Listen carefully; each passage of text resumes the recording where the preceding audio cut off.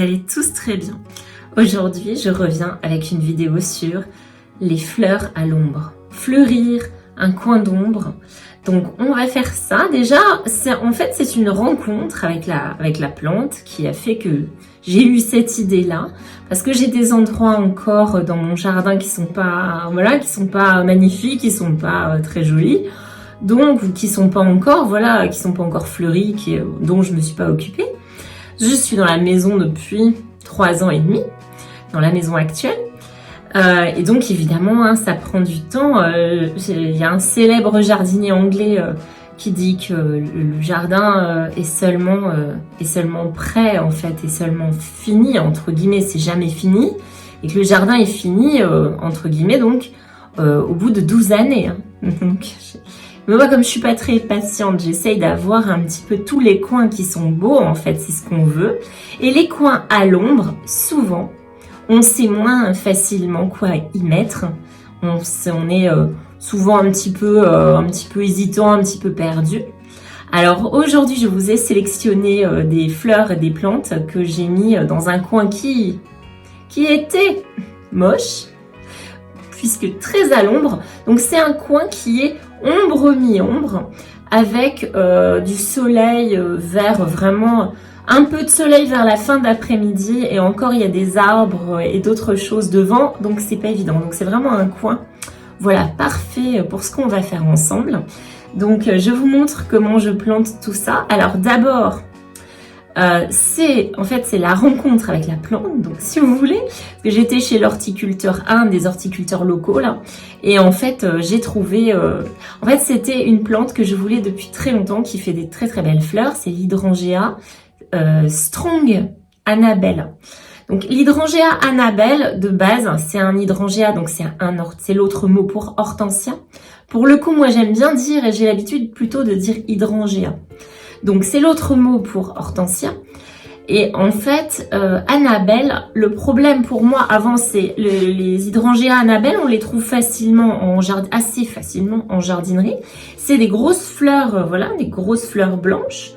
Mais le problème, c'est qu'elles sont assez hautes, donc sur des grandes tiges. Et le problème, c'est que déjà avec les hydrangea macrophylla, donc ceux qui sont plutôt en boule, que j'ai déjà, le problème souvent, c'est que dès que vous avez de la pluie ou un orage ou quoi, tout se couche, tout est ruiné, tout se couche, et c'est la misère. C'est très moche du coup. Alors du coup, j'en voulais pas trop des comme ça. Moi, je connaissais, mais c'est difficile à trouver, ou alors, si vous le commandez, c'est cher et c'est une plante qui est toute petite. Donc ça m'intéresse pas non plus parce que ça met très longtemps à pousser en fait, les hydrangea, je trouve. Donc je voulais un hydrangea Strong Annabelle qui est donc très difficile à trouver. Et je suis tombée dessus. Voilà, j'ai gardé l'étiquette. Vous voyez, voilà. Alors qu'est-ce qu'il a? Donc c'est une marque que j'aime beaucoup. Je ne suis pas sponsorisée. Strong Annabelle, c'est vraiment génial. Pourquoi? Parce que les fleurs en cas de pluie, strong, ça veut dire costaud, fort. Donc c'est un Annabelle qui a été renforcé au niveau des tiges. Et du coup, du moins j'espère, on va voir, j'en ai jamais eu. Alors on va voir, je vous dirai si la bête est efficace. Et voilà, donc normalement, si il pleut, les fleurs ne tombent pas. Ou moins peut-être, beaucoup moins. Donc ça m'intéressait fortement. Donc on va voir. Donc je vous ai planté ça, je vous montre comment je le plante et où je le plante dans le jardin. J'ai aussi mis, alors vous allez voir les fleurs que j'ai mis. J'ai mis notamment, je vais pas tout vous dire, mais j'ai mis un hosta. Donc ça c'est vraiment des plantes qui font des fleurs au bout d'un moment. Et ce sont vraiment les plantes typiques pour l'ombre qui sont très belles. J'en ai choisi une qui est très contrastée. Parce que quand vous avez un coin sombre, forcément à l'ombre c'est plutôt sombre, j'ai décidé de prendre plutôt quelque chose de contrasté où il y a du vert pomme un peu dedans, où ça se voit de loin, donc ça éclaire comme ça le coin. Et ensuite, je vous ai mis aussi des images de mes rosiers en ce moment, de mes roses, de mes fleurs. Et je vous donne, dans la dernière partie de la vidéo, je vous donne des nouvelles de mes dahlias. J'ai planté un dahlia en pot aussi. Donc c'est parfait, faut juste bien faire attention aux limaces et aux escargots avec ces bêtes-là, avec les dahlias qui sortent. Et vous allez voir aussi que là, ce qu'on plante aujourd'hui à l'ombre, ce sont des plantes, des fleurs qui ont besoin de beaucoup d'eau. Donc vraiment, les hydrangeas, c'est forcément, plus vous donnez d'eau, plus ils sont contents. Mais pourtant, c'est pas pour autant qu'il faut se ruiner en eau, faut essayer de les éduquer, hein. Faut les rationner un peu quand même. Et vous allez voir, donc les hostas demandent beaucoup d'eau aussi, et les autres aussi, donc vous allez voir ça. Et voilà, je suis très contente parce que j'ai un nouveau coin.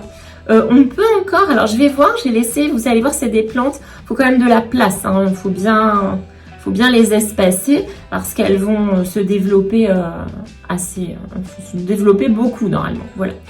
Donc j'espère que tout ça vous plaira. Sinon, quelles sont les nouvelles? J'ai encore des tonnes de choses à faire. Forcément, moi, j'ai toujours, tant qu'il gèle pas, j'ai toujours des tonnes de trucs à planter. Ma petite surprise du jour, mon petit craquage du jour. Alors, voilà. Ah bah oui, hein, on se refait pas. De toute façon, c'est toujours comme ça avec moi. Voilà, donc j'ai trouvé. Alors, j'aime beaucoup, c'est la Crassula. C'est la Crassula ovata. Et voilà. Alors ça, normalement, le surnom, c'est l'arbre à écus. C'est ça. Donc, je suis un petit peu adepte aussi du Feng Shui. Donc en fait, si vous voulez, il y a des règles dans ma vie, je ne vais pas développer ça maintenant, mais je suis certaines règles en Feng Shui dans ma vie, voilà, les directions dans lesquelles je dors, etc., ce genre de choses. Et ça, en Feng Shui, c'est excellent, donc pour la prospérité, on en a tous besoin. Mais c'est aussi la richesse, voilà, donc, mais la richesse, comment dire, la richesse intérieure aussi, hein. Donc voilà, alors je l'ai trouvée, d'abord c'est parce que je la trouve très très jolie. Donc voilà, mais vous voyez d'habitude, on en trouve des vertes basiques. Et là, je suis tombée sur celle-ci et elle est, voilà, elle est un petit peu variegata, panachée, avec un petit peu des touches de rose. Et voilà, donc, ma foi, je l'ai trouvée fort jolie, hein. Très très, j'en avais jamais vu des comme ça. Faut dire que là c'est tout récent. Moi les succulentes, ça faisait des années que je m'y étais plus intéressée. Et là, hop, voilà, donc je m'y intéresse à nouveau. Parce que depuis Léonium, si vous avez suivi, depuis Léonium, je craque. Voilà, donc les succulentes, tout ça, c'est trop mignon. Voilà, donc je suis très contente, surtout que j'ai un salon qui est plein sud-est. Donc c'est très bien pour ce genre de petites plantounettes. Je vous donnerai des nouvelles. Voilà. Mon petit craquage. Et donc je vais vous laisser là. J'espère que ça vous plaira, cette vidéo sur les plantations à l'ombre. Voilà, et je vous fais des très gros bisous. Et n'hésitez pas à me laisser un commentaire et à liker si ça vous plaît. Ciao, ciao! Alors, on commence ici dans mon jardin, où les pavots se sont développés beaucoup ces derniers temps. Et là, en fait, j'étais juste à côté en train de jardiner et j'ai entendu vraiment plein de bourdonnements, vraiment plein. Je me suis dit, mais c'est pas possible, il y a un nid quelque part. Et en fait, c'était juste à l'intérieur d'un pavot où ça bossait beaucoup. Alors, on se dirige vers mon coin d'ombre où on va planter nos fleurs et nos plantes d'ombre. Donc, vous voyez, c'est le massif que j'ai au milieu, côté ouest, sud-ouest. Et là, c'est déjà un endroit, vous voyez, où j'avais les digitales. Donc là, elles sont en train de refleurir dans la hauteur. Et ça, c'est le coin que j'ai choisi. Et au-dessus, j'ai un mirabellier. Et je m'en suis aperçue cette année, parce qu'il fait des mirabelles depuis seulement cette année, alors que je suis là depuis 3 ans et demi et que c'est pas moi qui l'ai planté, il est très ancien.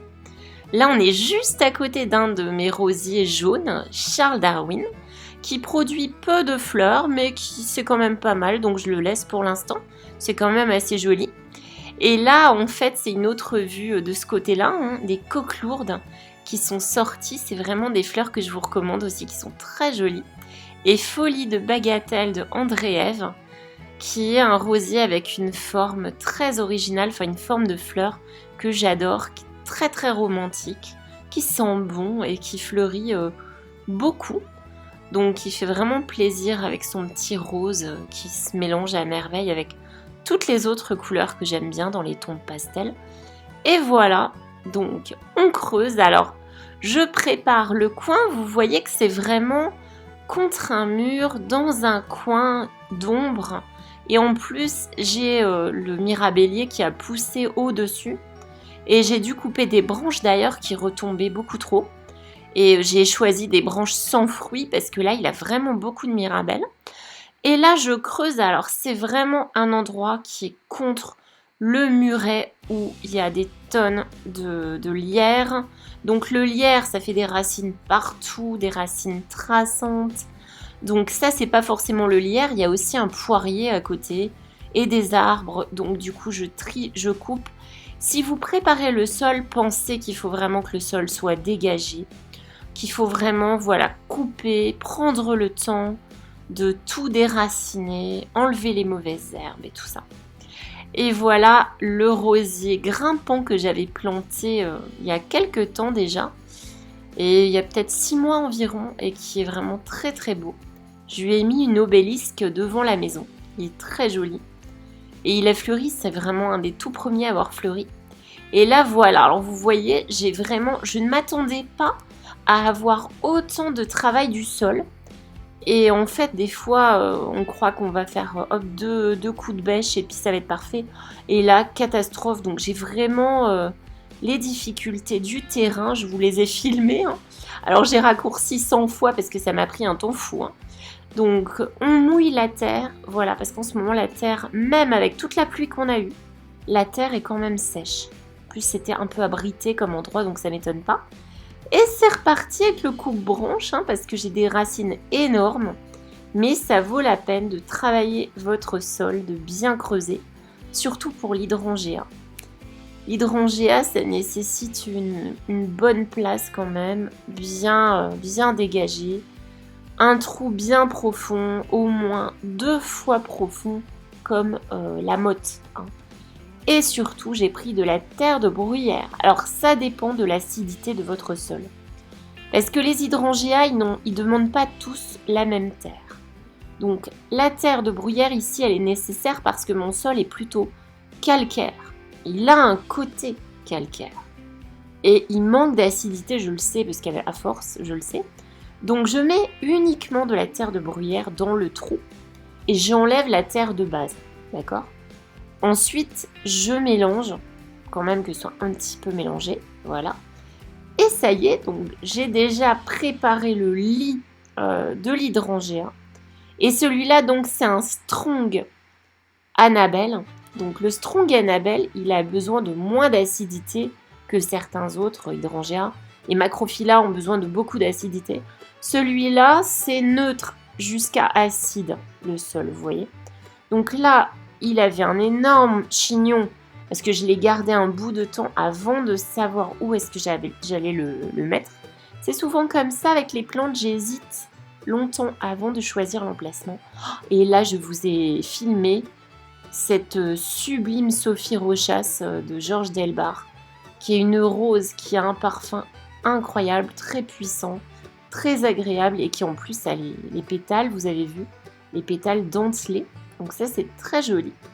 Et là, voilà, donc j'ai choisi mon endroit, j'ai préparé le sol avec de la terre de bruyère pour pas qu'il soit traumatisé. L'acidité, c'est toujours mieux. Donc, je l'ai mis, voilà. Et par-dessus, par contre, je vais rajouter de la terre de jardin. Donc là, je rajoute de la terre de jardin, j'alterne un petit peu avec ce qui me reste de terre de bruyère. Voilà. Et on mélange le tout. Mais si votre terre est calcaire, tout le trou doit être rempli de terre de bruyère. Et là, on est bien. Il a l'air d'être bien positionné. Déjà, je suis très très contente. Je vous ai encore filmé ce David Austin que j'ai qui est dans un pot, qui est un rosier grimpant qui a grimpé très très haut. Alors il va falloir que je pense à mettre un tuteur ou une obélisque dans le pot. Mais en pot, vous voyez, ça fonctionne très très bien, même pour un balcon et tout, c'est parfait. Et là en fait, voilà, j'ai terminé et je vais arroser. Alors les hydrangeas sont très très gourmands en eau. C'est vraiment la base de l'hydrangea. L'année dernière, c'était une année pleine de pluie. C'était une année à hydrangea où ils étaient particulièrement, même ceux que je croyais avoir disparu, ils sont réapparus. C'était une année avec plein d'eau et du coup, ils ont adoré. Donc, ils adorent ça. Mais il faut, comme je vous ai déjà dit, il faut quand même faire attention de ne pas les habituer. Une plante, ça s'habitue à sécher quand même, à ne pas avoir trop d'eau. Donc là, j'ai mon Hosta Anne, que j'ai trouvé celui-là en jardinerie. Et il est vraiment, j'ai hésité avec un autre un peu plus bleuté. Mais voilà, je suis ravie, très contente de ma trouvaille. Et là, je vais le mettre exactement à côté. Pourquoi? Parce que ça va éclairer. Déjà, le blanc des hydrangeas, ça va beaucoup éclairer. Quand ça va être en fleurs, vous verrez, je vous montrerai, j'essaie de vous montrer l'évolution de mes plantations à chaque fois. J'essaie vraiment de vous montrer comment les plantes évoluent quand on les a plantées ensemble. Bientôt, là, vers la fin de la vidéo, je vous montre l'évolution de mes dahlias. Et j'ai planté un dahlia en pot aussi. Et là, encore un David Austin, vous allez me dire, c'est inépuisable chez moi. The Ancient Mariner, encore un rosier que je vous conseille parce qu'il produit beaucoup de fleurs. Si vous aimez cette couleur, il sent très bon. Il pousse très bien, il est assez facile comme rosier. Les fleurs tiennent très bien. Donc ça, c'est un bon point. Elles ne tombent pas tout de suite, donc vous en profitez quand même un petit bout de temps. Alors là, j'ai travaillé, je vous ai épargné le travail du sol. Parce que le travail, là, c'était pareil, c'était plein de cailloux, plein de racines. Donc je lui ai vraiment tout dégagé pour qu'il ait de la place. Parce que ça s'étend surtout, les hostas, ça s'étend, ça a besoin surtout en largeur. Donc je l'ai quand même bien espacé, je crois que je suis à 60 cm de l'hydrangea, hein, peut-être même plus. Et en fait, voilà, je lui ai fait... Alors là, l'hosta, c'est de la terre de base. J'avais plus de compost, alors j'ai mis du terreau pour géranium. Mais ça, c'est très très bien. Je rajouterai du compost quand j'en aurai, là j'en ai plus. Des fois, vraiment, on fait avec ce qu'on a. Hein. Donc voilà, là je pense qu'ils vont être très très bien ensemble. Les couleurs sont plutôt harmonieuses, vous voyez. Voilà, je suis fort contente parce que vous voyez de loin déjà ça tranche. Hein. Alors, il va falloir que je fasse attention aux limaces, hein, je pense, parce que là elles vont se régaler sinon. Alors les digitales, je les ai rajoutées pour mettre de la verticalité. Donc là ça va faire en fait, c'est un petit peu plutôt à mi-ombre les digitales. Les digitales sont un peu plus au soleil et du coup ça va me faire des fleurs et un peu de couleur. Donc ça va être, voilà, je pense que c'est l'harmonie parfaite, là je suis très contente. Alors je n'ai pas terminé, je pense que j'en rajouterai, mais d'abord je vais voir comment ces plantes et ces fleurs-là se comportent dans un premier temps.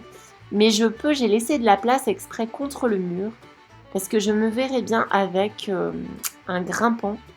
On va voir ce que je trouve. Et mon dahlia en pot café au lait. Voilà, alors je l'ai planté dans un pot qui... Alors à l'image, je ne sais pas si on se rend compte, mais ce pot est énorme. Hein, ce pot est très très gros. Et voilà, je ne savais pas quoi en faire. Et du coup, je trouvais que c'était parfait pour un gros dahlia café au lait. C'est des grosses fleurs magnifiques qui ont la couleur café au lait. Et j'ai mis un tuteur, je vous conseille ça, même dans un pot. Parce qu'il va pousser à 1 mètre de hauteur, 1,20 m. Et des fois, il pousse à beaucoup plus haut que ça. Et mes nouvelles plantations de géranium, voilà. Mes nouveaux pots fraîchement plantés. Je voulais vous montrer ça aussi.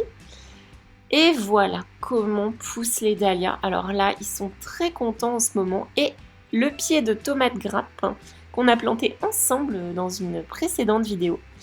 Voilà, alors les dahlias, ce qui est génial, c'est que quand ils sortent, tous, il n'y en a pas un qui a le même feuillage que l'autre. Déjà, ça vous promet des très très belles fleurs, complètement différentes les unes des autres. J'ai vraiment hâte. Alors ça, c'est celui que j'ai avancé à l'intérieur. Hein. Et j'ai encore quelque chose à vous montrer, c'est ma cascade de roses.